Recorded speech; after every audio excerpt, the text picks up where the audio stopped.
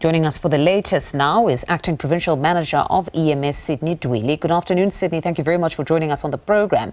We've been informed now in an earlier interview that the explosive specialists have since arrived on the scene. Have they been able to put out the fire? What's the latest?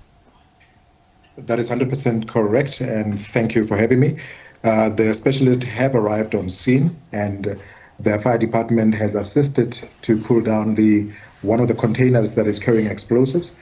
And we are just currently awaiting a tow truck that is going to assist us to help separate the two containers that are carrying explosives. When you speak about cooling down, because it's the term we also heard from your colleague in the earlier interview, does this mean the fire has been extinguished, or cool down essentially just means the truck has been cooled down, but the fire is still to a certain extent burning?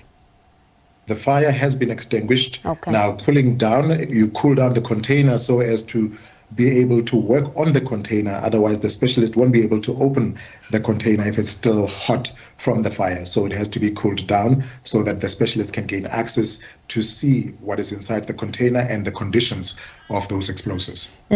Does it mean at this point you all do not know what kind of explosives are there?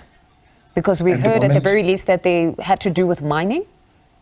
That is correct. At the moment, we were only informed that these are mining explosives, and there are two different types of explosives, but they did not disclose unto us as to exactly what kind of explosives. At the moment, the assumption was that this was a form of dynamite. Okay. And then injuries now, we reported a bit earlier that there were 3 people who were injured, but those were minor injuries. Is this still the case? That is still the case. There were only 3 people with minor injuries, and they have since been discharged on scene. They've gone home.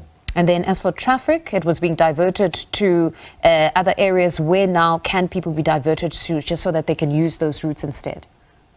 The traffic remains being diverted as you initially indicated, and they may continue using the routes as indicated, that we're diverting from Kroonstad to R721 Ferryford, and from Koppies to R82 Rooiwel, healing straight back to N1 Kroonstad. So that remains the case, and we continue as such up until members of the public have been notified that the N1 has been opened. So we are looking at approximately 6:30 for the tow truck to arrive to separate the containers, and we'll take it from there.